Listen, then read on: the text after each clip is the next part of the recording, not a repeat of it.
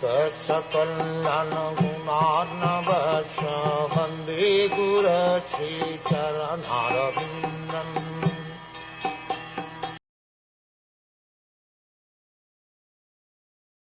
While carried by the constables of Yamaraj, he is overwhelmed and trembles in their hands. While passing on the road, he is bitten by dogs, and he can remember the sinful activities of his life. He is thus terribly distressed. It appears from this verse that while passing from this planet to the planet of Yamaraj, the culprit arrested by Yamaraj's constables meets many dogs, which bark and bite just to remind him of his criminal activities of sense gratification. It is said in Bhagavad Gita that one becomes almost blind and is bereft of all sense when he is infuriated by the desire for sense gratification. He forgets everything. Kamais tais tire hritanyana.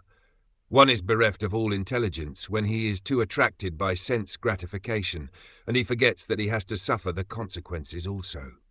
Here the chance for recounting his activities of sense gratification is given by the dogs engaged by Yamaraj. While we live in the gross body, such activities of sense gratification are encouraged even by modern government regulations. In every state all over the world, such activities are encouraged by the government in the form of birth control. Women are supplied pills, and they are allowed to go to a clinical laboratory to get assistance for abortions. This is going on as a result of sense gratification.